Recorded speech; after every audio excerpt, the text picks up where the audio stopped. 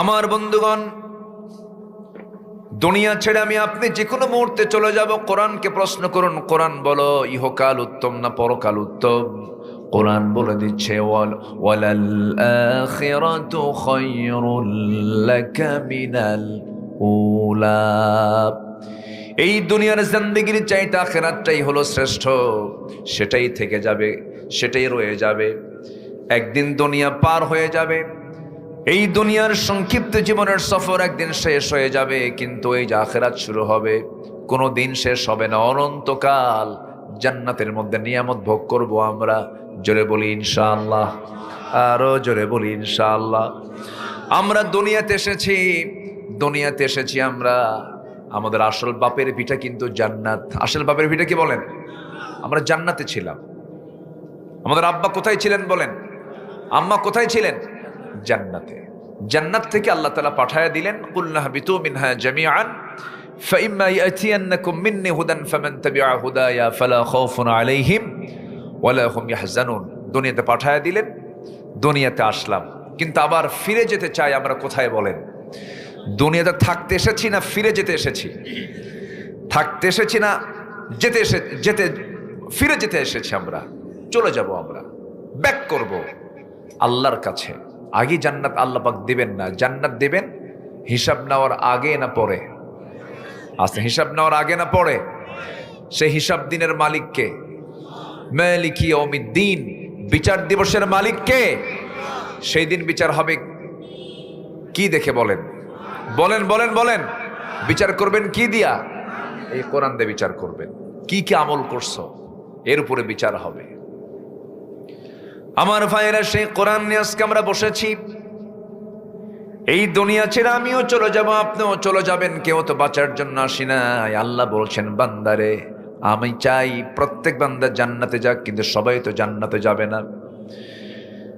আল্লাহ রাব্বুল আলামিন নিজে বলছেন, ওয়ালাকাদ যারানা লিজাহান্নামা কাসীরাম মিনাল জিন্নি ওয়াল ইনসি লাহুম কুলুবুন লা ইয়াফকাহুনা বিহা ওয়া লাহুম আ'য়ুনুন লা ইউবসিরুনা বিহা ওয়া লাহুম আযানুন লা ইয়াসমাউনা বিহা উলাইকা কাল আনআমি বাল হুম আদাল উলাইকা হুমুল গাফিলুন। জোরে বলুন আল্লাহু আকবার। অধিকাংশ জিন এবং ইনসানকে আমি আল্লাহ রাব্বুল আলামিন সৃষ্টি করেছি জাহান্নামের জন্য। যাদের চোখ আছে দেখে না, কান আছে শোনে না, অন্তর আছে বোঝে না, চোখ ঠিকই আছে কিন্তু উল্টা পাল্টা দেখে। আছে কি না? এখন কি দুনিয়া কি সোজার দুনিয়া না উল্টা পাল্টা দুনিয়া? সোজা দুনিয়া না উল্টা পাল্টা দুনিয়া? উল্টা পাল্টা। এই জন্য আল্লাহ পাক বলছেন, চোখ ঠিকই আছে কিন্তু সোজা কিছু দেখে না। কি দেখে? উল্টা পাল্টা, রঙিন দুনিয়া মনে করে, কিন্তু না। আজকে মানবতা ধ্বংসের পিছনে একটা অন্যতম ভূমিকা পালন করছে হলো স্মার্টফোন। অনলাইন। কি লাইন বলেন? অনলাইন। তুমি কি লাইনে আছো? হ্যাঁ। কিসে? Imo, line, Viber, WhatsApp, Instagram, Kurigram, সব লাইন। এত লাইনে থাকলে কি আল্লাহর লাইন থাকে? থাকে না। লাইন যেটা ফলস ওটাকে কাট করতে হবে। লাইন ধরতে হবে কার? আসতে বলবেন না, কার? আল্লাহ। এত লাইন, এত ব্যস্ত মানুষ। স্মার্টফোন অসংখ্য পরিবারকে ধ্বংস করে দিচ্ছে। ছেলের চোখ থেকে, বাচ্চার নবজাতকের চোখ থেকে শুরু করে যুবকের চরিত্র পর্যন্ত সব ধ্বংস করে দিচ্ছে। এটার মিসইউজ অসংখ্য পরিবারে আগুন ধরায় দিচ্ছে। কার বউ কে নিয়ে শুয়ে থাকে তার হিসাব নাই। আমি কি ভুল বলছি? আস্তে, আমি কি ভুল বলছি? হ্যাঁ। খুব সাবধানে আমাকে আপনাকে পাপ ফেলতে হবে। ফিতনার দুনিয়া। যুবকদের প্রতি আমি খুব আশাবাদী। যুবকরা রক্ত দিয়ে দেশের পরিবর্তন এনেছে, কিন্তু যুবকরা তোমরা এই রক্ত দিয়েছ, কিন্তু এই বিজয়টা টিকে থাকবে কখন জানো? যখন তোমার চরিত্র তুমি টিকে রাখতে পারবে। তাছাড়া তুমি ধ্বংস হয়ে যাবা। সম্মানিত ভাইয়েরা, সম্মানিত বন্ধুগণ, যুবকরা পালস বুঝেছে, এদেশের তরুণ প্রজন্ম পালস বুঝে নিয়েছে নেতৃত্বের জন্য কারা ভালো। বুঝে গেছে ওরা, ফাঁকিবাজি আর চলবে না, 2 নাম্বারই চলবে না, ঠকবাজি চলবে না, কথা কাম উল্টাপাল্টা করলে জাতি আর মানবে না। আসতে কান কেন? কোথাও হাত না দিলেও ডাক্তারের দায়িত্ব এখন কোথায় হাত দেওয়া? ভাঙ্গায় হাত দিলে চাঙ্গা হবে, হাত দিলে কি হবে? চাঙ্গা হবে। এখন আমার দেশের যে সমস্যা, আমার দেশের সমস্যা কিন্তু টাকা পয়সা না, সম্পদ না। আমার দেশে যা আছে, এই 2 চোখ পৃথিবীর বহু দেশ এই নগণ্য গোলাম ঘুরেছে, দেখেছি আমি। আমার দেশে যা আছে অনেক উন্নত দেশেও তা নাই। কাতার, এই যে কাতারের কথা, কাতার 10টা দেশের মধ্যে, ধনী রাষ্ট্রের মধ্যে একটা অন্যতম, একসময় 1 নম্বরও ছিল। এই কাতারে আমি ঢোকার পরে দেখি একটা গাছও নাই, কোথাও কোনো গাছ নাই। এক জায়গায় দেখি গ্রিন জোন, একটা জায়গায় দেখি যে গাছ গাছালি লাগাইছে সবুজ চতুর্দিকে। তো বললাম যে এখানে এরকম করে গাছ হলো কেমনে? কি নিচের দিকে তাকায় দেখেন স্যালাইন লাগানো আছে, মানে নিচে পানির ফোয়ারা দিয়েছে, আবার হেলিকপ্টার দিয়ে উপর থেকে আবার প্রতিদিন বিকেলবেলা পানি ঝাড়ে, তাছাড়া দম ভুইরা মারা যাবে গাছ। আর আমার দেশের গাছ গাছালির কি এত যত্ন নেওয়া লাগে? এই যেরকম একটা বাচ্চা পেয়ারা খাবে, পেয়ারা খাইছে, পরের দিন পায়খানার চাপ, বাড়ির পিছনে গিয়ে এক জায়গায় পায়খানা করে থুয়ে আসছে, 3 মাস পর ওই পায়খানার ভিতর থেকে বিসি হইছে, সেই বিসি থেকে গাছ, সেই গাছ থেকে আবার পেয়ারা ধরছে, সেই পেয়ারা আবার খায় মানুষ। আমার দেশের মাটির বরকত দেখেন, সুবহানাল্লাহ বলা যাবে না ভাই? সবই ছিল, সবই আছে, কিন্তু সমস্যা হলো আমার দেশের মানুষের মধ্যে সবচেয়ে বড় ক্রাইসিস হচ্ছে জাতির নেতৃত্ব দেবার জন্য সৎ যোগ্য মানুষের অভাব। আছে না নাই? আসতে বলবেন না, আছে না নাই? আছে, আমানতদার নাই। এখানেই সমস্যা আমাদের। এই বিষয়টা আর ভুল করা যাবে না, এই বিষয়ে আমরা সতর্ক থাকার চেষ্টা করব। কারণ নেতৃত্ব যদি ঠিক না হয় বড় বেকায়দা। আপনার নামাজকে ঠিক করার জন্য আগে ইমাম কি হতে হবে বলেন? ঠিক হওয়ার দরকার আছে না নাই বলেন? ইমাম যদি সূরা ফাতিহা না বলে কুল হু দিয়ে শুরু করে নামাজ পড়বেন নাকি? ইমাম যদি নামাজ 2 রাকাতের জায়গায় যদি 3 রাকাত পরে আপনি সহ্য করবেন না, আপনি মানবেন না, সেজদা 2টার জায়গায় 3টা দিলে আপনি মানবেন না, আপনি লোকমা দিয়ে তাকে সোজা বানায় দিবেন। আমার বন্ধুগণ, সামান্য নামাজের ভিতরে যদি সূরা ফাতিহাটা যদি একটু উল্টা পাল্টা করে কেউ পড়ে, আগে কুলহু পড়লো, পরে সূরা ফাতিহা পড়লো, যেমন আপনি নামাজের মধ্যে আটকায় দিবেন, লোকমা দিবেন। জাতির নেতৃত্ব দেওয়ার জন্য আজকে আমাদের সময় এসেছে। সৎ নেতৃত্ব তৈরি হওয়া না পর্যন্ত আমাদেরও লোকমা দিতে হবে। আসতে কান কেন, ঠিক কিনা? লোকমা দিতে হবে। জাতির নেতৃত্বে আমরা তাদেরকে দেখতে চাই যারা আমানতদার হবে, যারা ওয়াদা রক্ষাকারী হবে, যারা জনগণের সম্পদকে আমানত মনে করবে। আমার কথা কি বুঝতেছেন আপনারা? সম্মানিত ভাইয়েরা, একটু কান লাগান। আমি সময় খুব বেশি পাচ্ছি না, অল্প সময় একটা মেসেজ দিয়ে আমি যেতে চাই। আমাদের মূল লক্ষ্য কিন্তু একটাই, দিন শেষে আমরা কার সন্তুষ্টি চাই বলেন তো? আসতে বলেন না, কার সন্তুষ্টি চাই? কিন্তু আমার দেশে নামাজি বেশি না ইমানদার বেশি? ভালো করে বলেন, একটু চিন্তার সময় দিলাম, বলেন নামাজি বেশি না ইমানদার বেশি? এই তো লাইন আসছে। তাহলে নামাজ না নেই, নামাজ নাই কিন্তু কি আছে? ইমান আছে। এরকম বলার লোক আছে না নাই বলেন? আছে। তাহলে আমার দেশে নামাজি কম, ইমানদার বেশি। তাহলে আমাদের মূল লক্ষ্য হলো জান্নাতে যাওয়া। কিন্তু জাতির মধ্যে চরিত্র কি? জাতি নামাজ পড়ে না, মাত্র 5% লোক নামাজ পড়ে। এই চিত্র হতো না যদি নামাজের সরকার যদি আমার দেশে যদি গঠন হতো। আসতে কন কেন? নামাজের সরকার যদি দেশে গঠন হতো তাহলে এই চিত্র কি চিত্রায়িত হতো না। কোরআনকে প্রশ্ন করুন, কোরআন বলে দাও জাহান্নামে যাওয়ার কারণগুলো কি কি, সবচাইতে বড় অপরাধগুলো কি, যার জন্য আল্লাহ রাব্বুল আলামিন বান্দাকে জাহান্নাম দিবেন। কোরআন বলছে ফাখালাফা মিন বা'দিহি খালফুন আদাউস সালাতা ওয়াত্তাবাউশ শাহাওয়াত ফাসাউফা ইয়ালকাউনা গায়্যা। জোরে বলুন আল্লাহু আকবার। এই জাগতিক জীবনে যারা দুইটা অপকর্ম করে আসবে, দুইটা অপকর্মের সঙ্গে যারা সম্পৃক্ত থাকবে, নাম্বার 1 যারা নামাজকে নষ্ট করবে, নাম্বার 2 হলো যারা নফসের তাবেদারি করবে, নফসের দাসত্ব যারা করবে। এই দুইটা অপকর্মের সঙ্গে যারা জড়িত, আল্লাহ রাব্বুল আলামিন বলেন আমি তাদেরকে শুধু জাহান্নাম নয়, জাহান্নামের গর্তের মধ্যে আমি ঢুকাবো। এখানে জাহান্নামের গর্তের কথা আসছে, গাই নামক গর্ত। যে গাই নামক গর্তটাকে জাহান্নাম পর্যন্ত ভয় পায়, এমন ভয়ঙ্কর সেই গাই নামক গর্তটা। সেই গাই নামক গর্তের মধ্যে আল্লাহ রাব্বুল আলামিন দুটো অপকর্মের সঙ্গে যে বান্দা জড়িত তাকে ওই গাই নামক গর্তের মধ্যে ঢুকাবেন। নাউজুবিল্লাহ বলবেন না? তাহলে দুটো অপকর্ম এখানে ফুটে উঠলো। একটা হচ্ছে নামাজ ছেড়ে দেওয়া, আরেকটা হচ্ছে নফসের দাসত্ব করা। আল্লাহ কবুল করুন, জোরে বলি আমিন। আমাদেরকে কথা বলতে দেয়নি। 16 বছর ডানে বামে বসে রেখেছে কিরামুন কাতিবিন। কি বুঝতেছেন তো আমার কথাগুলো? সে মোষগুলো কি তাদের, ওদের তো গুণ ছিল দুইটা, একটা মোষ মোটা, একটা পেট মোটা। হাইব্রিড জাতের মোষ, 2.5 ইঞ্চি মোটা, বাস নেতা হয়ে গেছে।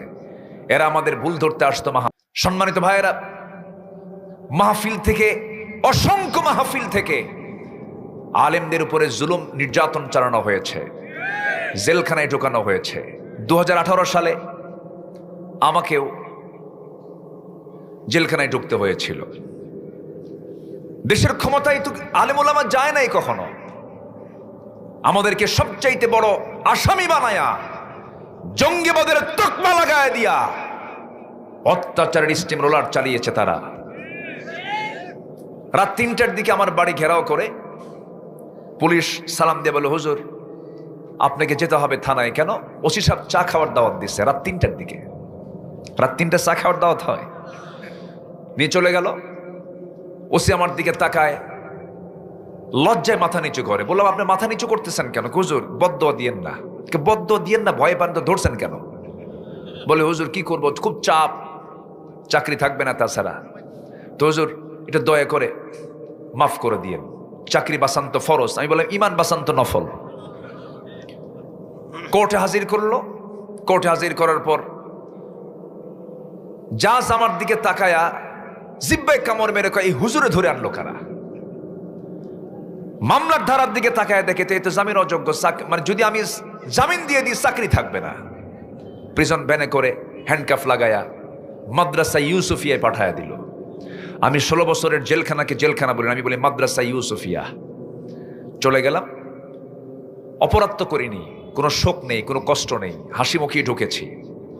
ইমানদাররা হাসি মুখী ফাঁসির মঞ্চ পর্যন্ত গিয়েছে, ঠিক কিনা?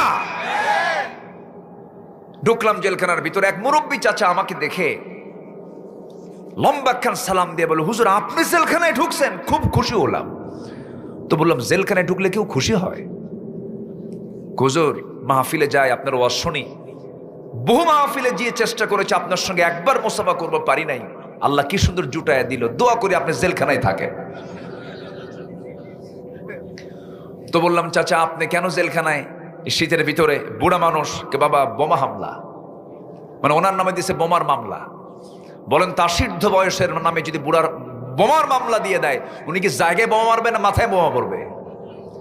এই চিত্র চিত্রায়িত হয়েছে বিগত সময়গুলোতে। আমরা কোন জালিমদের পুনরাবৃত্তি আর দেখতে চাই না। আসতে কন কেন? শরীফ ওসমান হাদির সঙ্গে যারা, হত্যার সঙ্গে যারা জড়িত, তালবাহানা কেন? সাইদ মুগ্ধ ওসমান হাদিরা রক্ত দিয়েছে।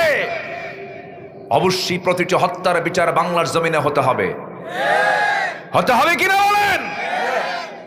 এর জন্য আমাকে আপনাকে সজাগ থাকতে হবে, সচেতন থাকতে হবে।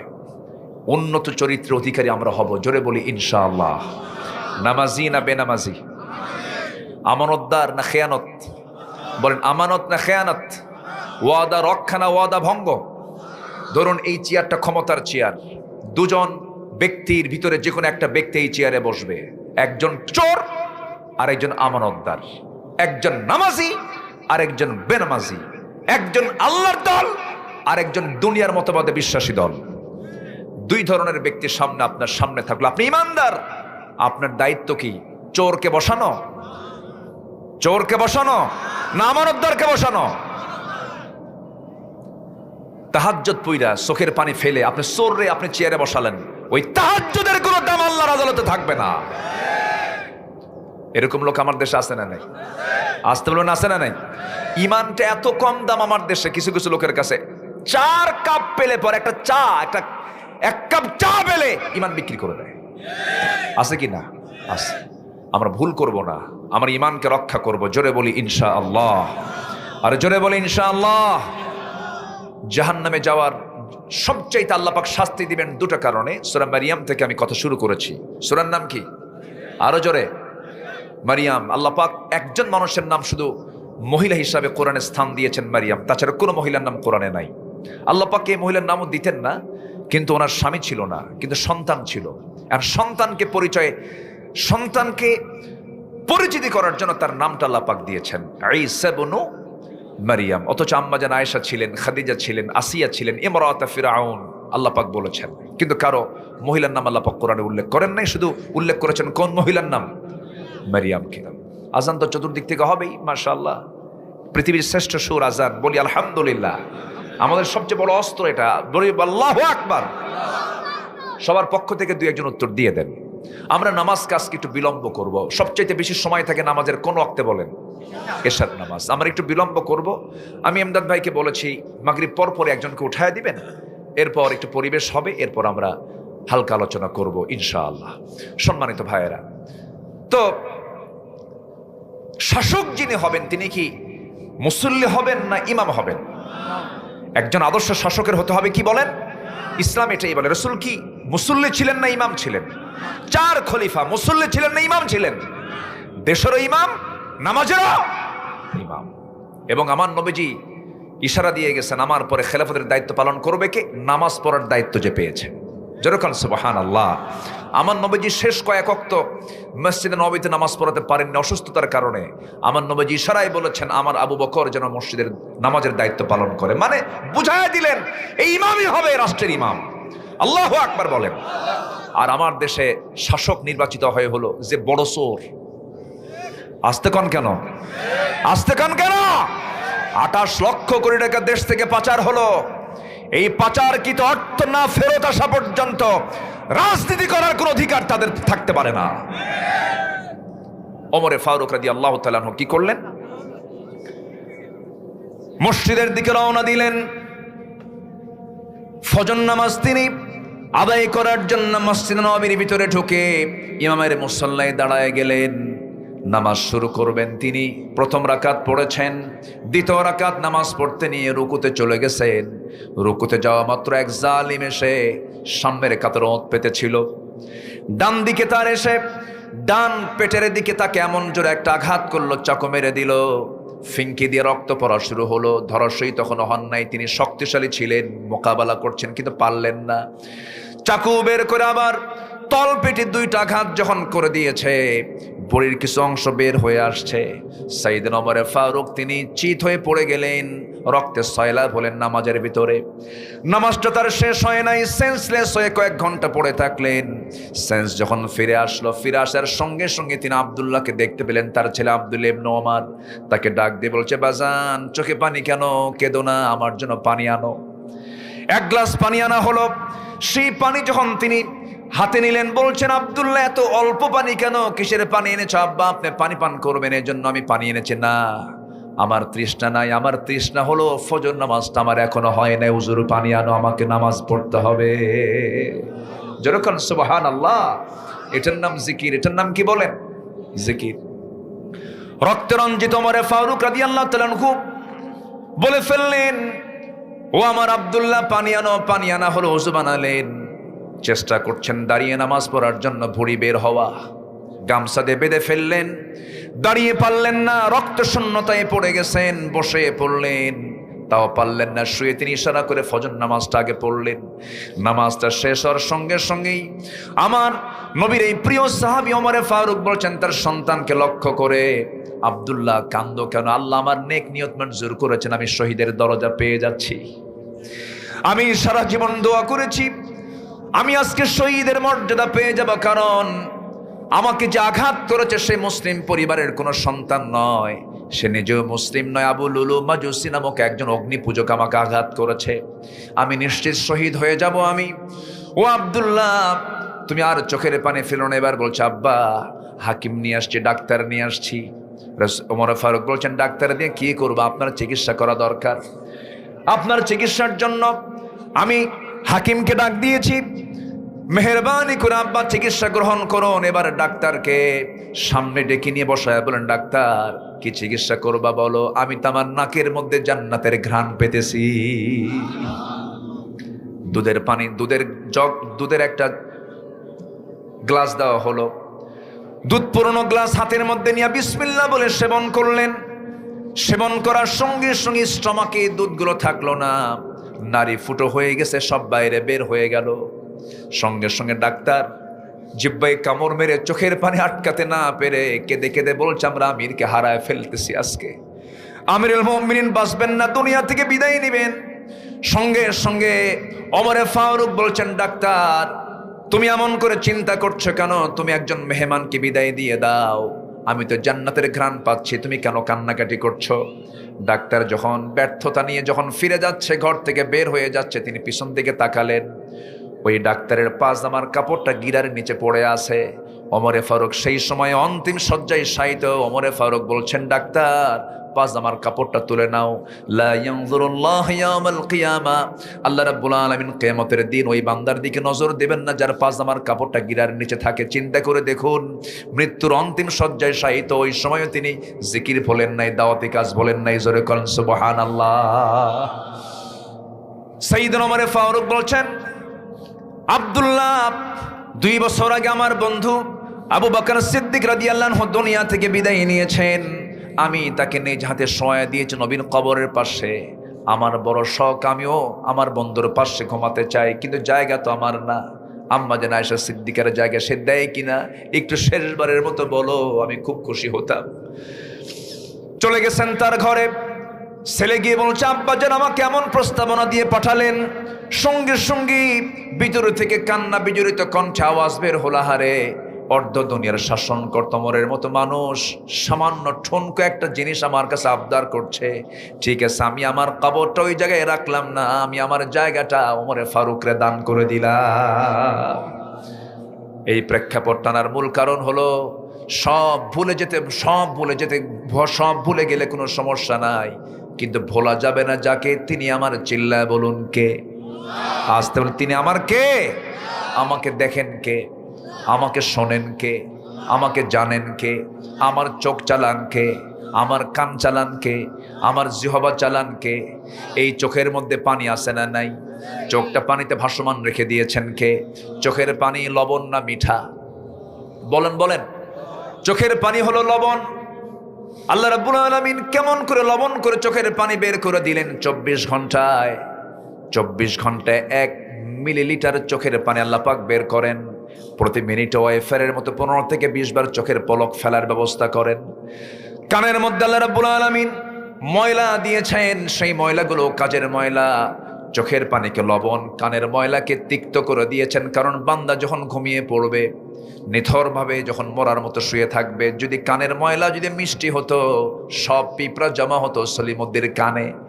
কিন্তু কানের ময়লাগুলো আল্লাহ রাব্বুল আলামিন তিক্ত করে দিয়েছেন। হঠাৎ করে বেলাইনে যদি কোনো পোকা, কোনো পিঁপড়া যদি ঢুকে যায়, সঙ্গে সঙ্গে তিক্ত স্বাদ পেয়ে সে আর থাকবে না, এখানে কোনো খাবার নাই, বের হয়ে যায়। সুবহানাল্লাহ বলবেন না?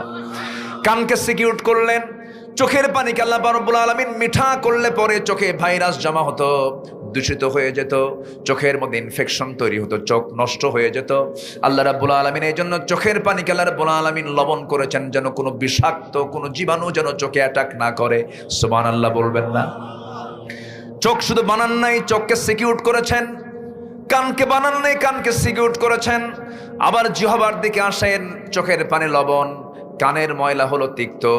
এবার জিহবার দিকে আসেন, জিহবাটা আল্লাহ রাব্বুল আলামিন রেখে দিয়েছেন জোয়ারে না ভাটায়? জোয়ারে। বলেন কিসে কিসে? সামনে তেঁতুল দেখলে কি হয়? পানি শুধু মুখে থাকে না, অন্যের গালে যায়, অন্যের গালেও কিন্তু লাফ মেরে চলে যায়, কি ঠিক কিনা? তাহলে এখন জোয়ার আছে না নাই? আছে। এই যে জিহবার চতুর্পাশে যে আল্লাহ রাব্বুল আলামিন পানিগুলো দিয়েছেন, এই পানি কিন্তু লবণ করেন নাই, আবার মিঠাও করেন নাই, আল্লাহ পাক স্বাদহীন করে দিয়েছেন। কেন?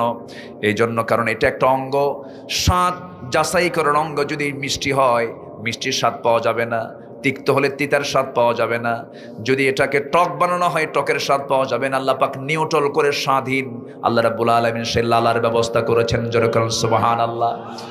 মুখের পানি হলো, লালাগুলো হলো পাইনসা মার্কা স্বাদহীন, চোখের পানি হলো লবণ, কানের ময়লা হলো তিক্ত। একই মাথার ভিতরে কতগুলো অঙ্গ, এক একটা ফাংশন আল্লাহ রাব্বুল আলামিন রেখে দিয়েছেন। মালয়েশিয়ার একটা সফর ছিল, এক বন্ধুর হাত ধরলাম, বন্ধুর হাত ধরে দিকে একটা মেশিন লাগানো। বললাম, বন্ধু মেশিন কেন? বন্ধু কেঁদে ফেলে দিয়ে বলছে, বন্ধু আমার আল্লাহ পাক প্রচুর টাকার মালিক বানিয়েছেন, কিন্তু দুটা কিডনি আমার নষ্ট হয়ে গেছে। আমি আল্লাহর কাছে মাঝে মাঝে বলি, আল্লাহ আমার সব সম্পদ তুমি নিয়ে নাও, কিন্তু আমার দুটা কিডনি ঠিক করে দাও। তাকে প্রত্যেকদিন ডায়ালিসিস করার জন্য হসপিটালে যাওয়া লাগে। ডায়ালিসিস মেশিনটার ওজন হলো 100 কেজি। 100 কেজি মানুষ বানিয়েছে যা দিয়ে ডায়ালিসিস করা হয়। আর আল্লাহ রাব্বুল আলামিন প্রত্যেক বান্দার দেহের ভিতরে দুটা করে ডায়ালিসিসের বিকল্প কিডনি দিয়েছেন, আরো মজবুত। এটা 100 কেজি নয়, মাত্র 200 গ্রাম। সুবহানাল্লাহ বলা যাবে না? এই যদি এমন হতো, বান্দা তোকে আগে দুনিয়ায় পাঠালাম, পরে আমি 100 কেজি ডায়ালিসিস মেশিন দুটো পাঠাবো, ধানের বস্তা মাথায় নিবেন না, কিডনির বস্তা মাথায় নিবেন। কত বেকায়দা হয়ে যেত। আল্লাযী খলাকাকা ফাসাওয়াকা ফাআদালাক। আল্লাহ বলছেন শুধু সৃষ্টি করে নাই, ভারসাম্য করে দিয়েছে, চলতে ফিরতে যেন কোনো কষ্ট না হয়, সব আমি ব্যবস্থাপনা করে দিয়েছি। বান্দারে শুধু আমি তোর কাছ থেকে চাই, আমি তোর কাছে যেমন 24 ঘন্টা আমি তোর সেবা দিয়ে থাকি। নাকের অক্সিজেন দেই, মুখের খাবার দেই, মুখের খাবারটার জন্য একটু চাষাবাদ করতে হয়, মুখের খাবারের জন্য জীবিকার চেষ্টা করতে হয়, কিন্তু একটা খাবার, যে খাবারটা এসেনশিয়াল, 24 ঘন্টার প্রত্যেকটা মিনিট দরকার, সেটা হলো অক্সিজেনটাকে আমি আল্লাহ নিজে তোর নাকের ডগা আমি আল্লাহ নিজে খাওয়ায় দিতেছি। জোরে বল সুবহানাল্লাহ। সরাসরি খাওয়ান কে? আর সে আল্লাহকে আমরা ভুলে যাব না মনে রাখবো? এক সময় না সব সময়, এক সময় না সব সময়, একবার না বারবার, একবার না বারবার, বারবার সবসময় আমরা আল্লাহর নামটা নেব। এর মধ্যে শ্রেষ্ঠ কাজটা হচ্ছে 5 ওয়াক্ত নামাজ আমরা পড়বো। রাজি আছেন তো ইনশাআল্লাহ? এবং যে ঠোঁট সর্বক্ষণ নড়তো, সুবহানাল্লাহ বলে। আমার নবীজি দীর্ঘ সময় চুপ মেরে থাকতেন, কথা বলতেন না। আমরা কথা বেশি বলি, রাসূল কথা খুব কম বলতেন। মাঝে মাঝে বোঝা যেত সাহাবাকেরা ভাবতেন যে রাসূল বুঝি কথাই বলবেন না, চুপচাপ থাকতেন, সর্বক্ষণ থাকতো কার জিকির। আসতে বলেন না, কার জিকির? আল্লাহ রাব্বুল আলামিন বলছেন, মুমিন হতে চাও, আমি তোমাকে জান্নাতুল ফিরদাউসের চাবি তোমার হাতে তুলে দেব, 60টা গুণ অর্জন করো। আল্লাহু আকবার বলেন। আল্লাহ রাব্বুল আলামিন বলেন, قد أفلح المؤمنون الذين هم في صلاتهم خاشعون والذين هم عن اللغو معرضون والذين هم للزكاة فاعلون والذين هم لفروجهم حافظون نمبر 5 হলো والذين هم لأماناتهم وعهدهم راعون والذين هم على صلواتهم يحافظون أولئك هم الوارثون الذين يرثون الفردوس هم فيها خالدون জোরে বলুন আল্লাহু আকবার, আরো জোরে আল্লাহু আকবার। মুমিনের সফলতা হলো 7 কাজই, 7টা কাজ যে বান্দার মধ্যে থেকে যাবে সে বান্দা জান্নাতুল ফেরদাউসের মালিক আল্লাহ পাক তাকে বানায় দিবেন। নাম্বার 1 হলো নামাজ দিয়ে শুরু। মুনাফিককে চেনার জন্য মুনাফিকুন সূরা দিয়েছেন, ঈমানদারকে চেনার জন্য সূরা মুমিনুন দিয়েছেন। মুমিন কারা? নামাজ ঠিক রাখবে, জিহ্বা লাগামহীন করবে না, জিহ্বার লাগাম টেনে ধরবে, অসংযত, অপ্রাসঙ্গিক অপ্রয়োজনীয় কোনো কথা বলবে না। নাম্বার 3 হলো যাকাতটা ঠিক মতো আদায় করবে। নাম্বার 4 হলো লজ্জাস্থানের যারা হেফাজত করবে। আমার বন্ধুগণ, আজকের এই অনলাইনের দুনিয়ায় আমার মা বোনরা বোরকা পড়ে, কিন্তু অনলাইনে মোবাইলে পুরুষ মানুষ সে থেকে দেখে, বোরকা পরে কোনো সওয়াব হবে নাকি? এই জন্য চোখের পর্দা আগে দরকার না পরে দরকার? চোখের পর্দা আধুনিক দুনিয়াতে সবচেয়ে বেশি জরুরি। স্মার্টফোনের মিস ইউজ যেন না হয়, চোখের গুনাহ যেন না হয়ে যায়। আল্লাহ পাক বলছেন লজ্জাস্থানের যারা হেফাজত করবে, নাম্বার 5 হলো ওয়াদা যারা ঠিক রাখবে, নাম্বার 6 হলো আমানতদারিতা যারা ঠিক রাখবে, নাম্বার 7 হলো নামাজের ব্যাপারে যারা যত্নশীল হবে। আল্লাহ রাব্বুল আলামিন বলছেন উলাইকা হুমুল ওয়ারিসুন, আমি আল্লাহ তাদেরকে জান্নাতুল ফিরদাউসের ওয়ারিস বানায় দেব। জোরে বলেন সুবহানাল্লাহ। আল্লাহ কবুল করুন, আল্লাহ কবুল করুন, আল্লাহ কবুল করুন। আজান হয়েছে বেশ কিছু আগে।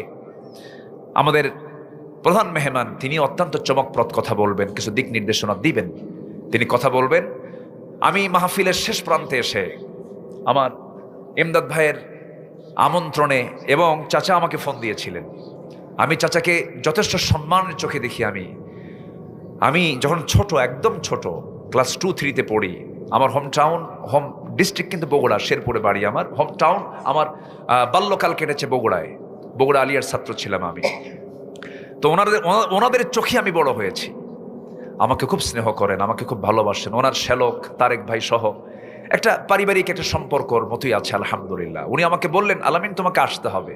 আমি বললাম চাচা আপনি বলছেন, আমি আসবো। আমি এসেছি। মনে হয় বেজার হয়েছেন নাকি আপনারা? কারণ বেজোড়া তো বে দিয়ে শুরু হয়েছে, বেজার হন নাই তো? সবাই খুশি হয়েছেন তো? বলি আলহামদুলিল্লাহ।